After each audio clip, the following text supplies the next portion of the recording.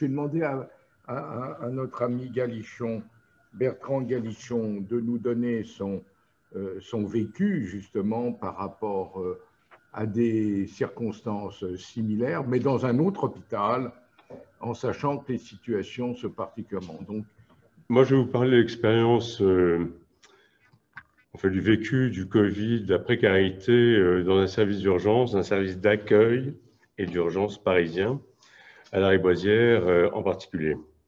Et donc, je voudrais je poursuis la réflexion de la première partie de la matinée sur les problèmes de communicabilité dans un premier temps sur la précarité médicale et là sur la précarité sociale.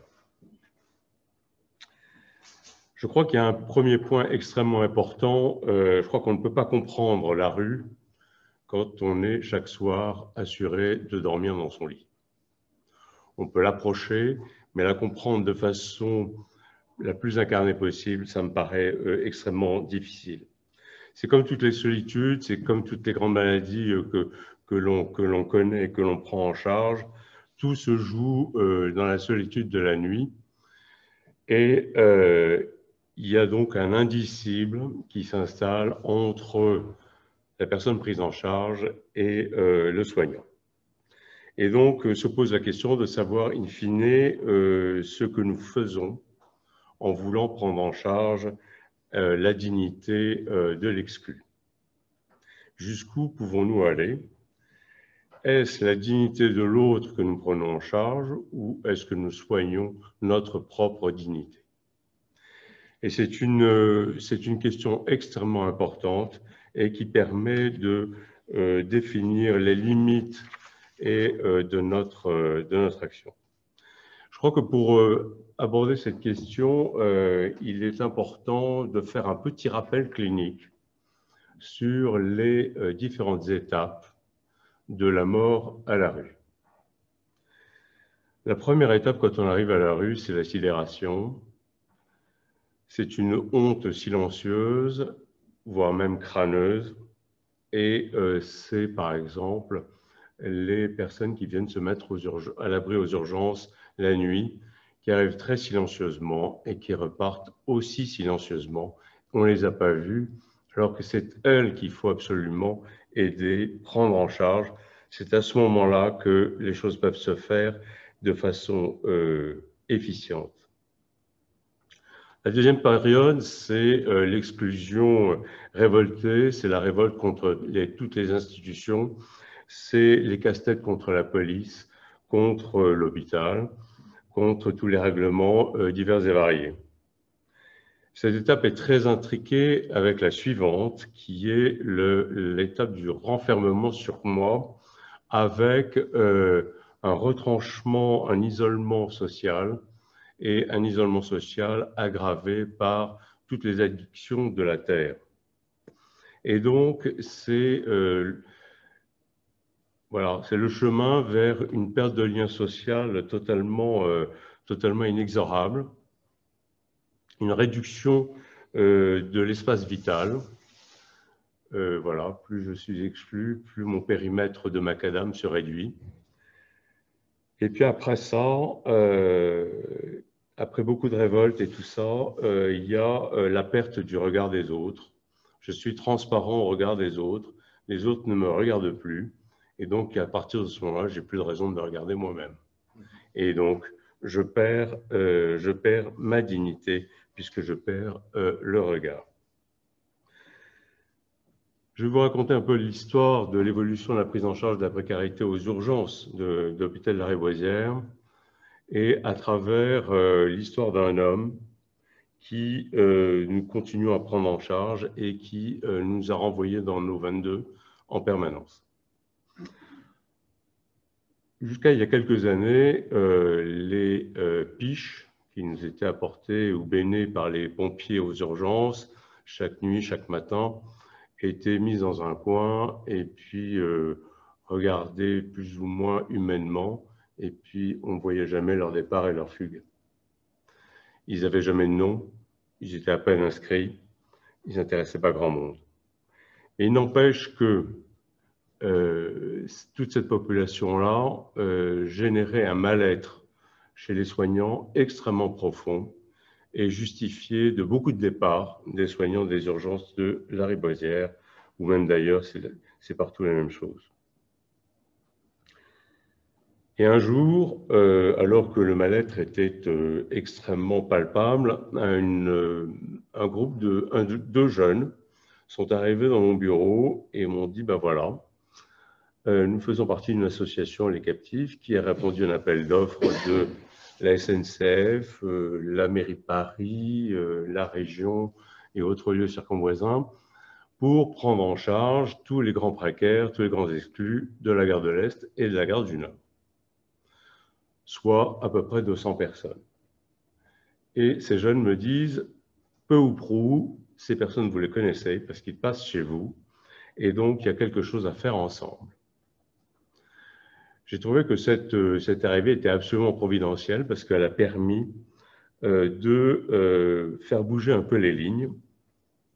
Et donc, ces deux jeunes nous ont montré deux choses importantes. La première, c'est qu'un homme a une histoire, et donc quand ils accompagnaient quelqu'un, la vieille pige qu'on n'avait jamais remarquée, et ben finalement, elle a commencé par avoir un prénom.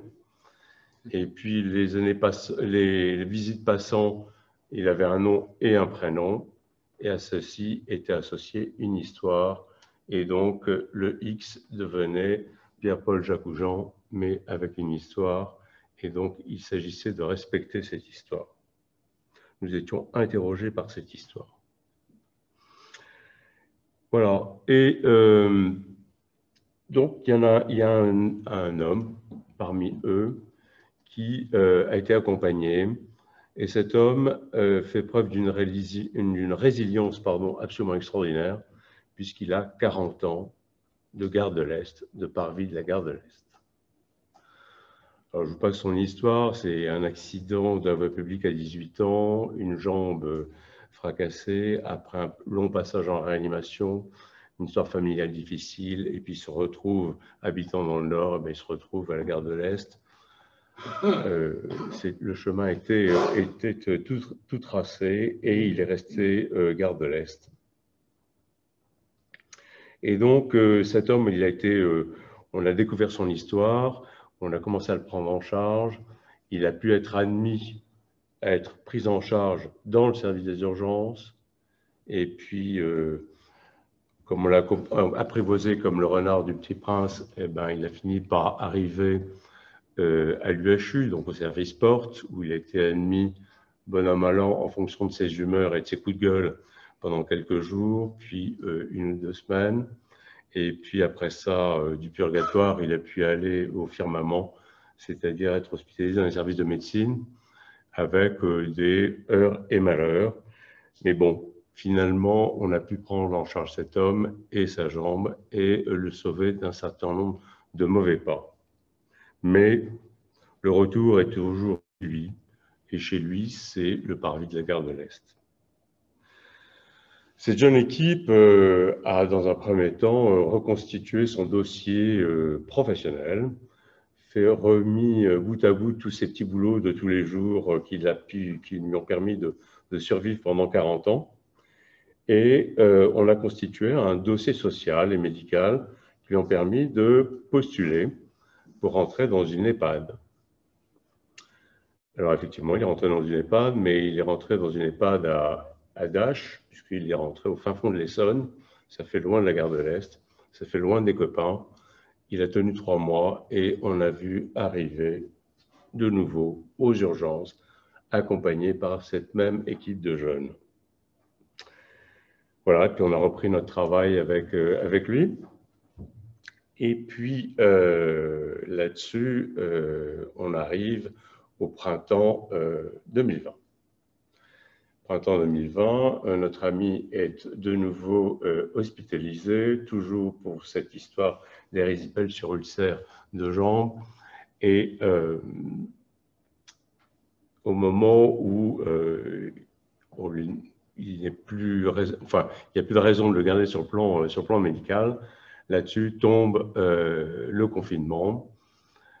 Et bien notre ami, finalement, prend peur et demande à ce que nous le gardions. Il était évident qu'il n'était pas possible que nous le gardions hospitalisé pour un temps indéterminé à cause de ce confinement.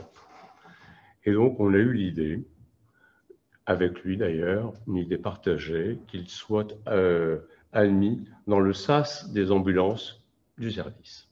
Intérêt, il était avec nous, il était protégé parce que au moment du confinement, les rues étaient vides et donc c'est tout à Pègre qui a investi les rues. Il a eu très peur et donc a voulu rester aux urgences. Il est resté avec nous, il est resté tout le temps du confinement, sur son brancard, dans le sas des ambulances, profitant de toute l'alimentation qui nous était fournie par les restaurants d'à côté, de profiter de toutes les attentions des uns et des autres, et on ne l'a jamais vu aussi bien, en aussi bonne forme. Voilà. Et puis, quelqu'un a quand même demandé à la fin du confinement qu'il soit il partait, soit il était hospitalisé. Toujours au service porte. Il a été mis au service porte, il n'a pas compris, certains d'entre nous non plus. Ça faisait désordre d'avoir un homme au sas d'ambulance et arrivé au service porte, il a pété les plombs. Et donc là, il a été viré pour mesures disciplinaires avec, sur son dossier, l'interdiction d'être de nouveau hospitalisé au service porte. Voilà. Donc, il est parti. Et à ce moment-là, cette jeune équipe-là, Maquero, était en train de terminer, d'instruire un deuxième dossier pour une admission en EHPAD, quand tombe la nouvelle qu'il était admis dans une des plus belles EHPAD de Paris, chez les Petites Sœurs des Pauvres, dans le 12e. Il a fallu le courir après dans la rue, enfin bref, je vous passe les détails, et il a été admis dans cette EHPAD absolument sublime. Et finalement, ce n'était pas chez lui. Il n'a pas accepté, et il a foutu le bordel, et il a été viré, et on l'a vu de nouveau, gare de l'Est. Et là, on l'a vu arriver, là, il y a quelques jours, donc plusieurs mois plus tard, accompagné par 2 fonctionnaires de police et la responsable de la précarité à la SNCF, parce que notre ami n'était vraiment pas bien. Fièvre à 39, érysipèle majeure, je vous en passe des meilleurs. Il a été admis au service porte, parce qu'il était hors de question de faire autrement. Et comme le lendemain matin, nous avions contrevenu aux dispositions réglementaires du service, il a été reconduit dehors. Voilà. Il a été reconduit dehors en ambulance et accompagné à l'espace d'accueil, l'ESI, de l'association qu'il prend en charge, où il n'y a pas de foyer, ce n'est pas un foyer, et il est sorti par un froid glacial. Il a été sorti en pyjama papier de l'hôpital. C'est violent. C'est extrêmement violent, et donc voilà, et je pense cette histoire est symptomatique de l'état d'esprit qui s'est mis en place dans nos esprits avec cette histoire de Covid. À partir du 1er mars, toutes les personnes qui venaient se mettre à l'abri aux urgences la nuit ont été interdites de séjour car ne participant pas aux soins.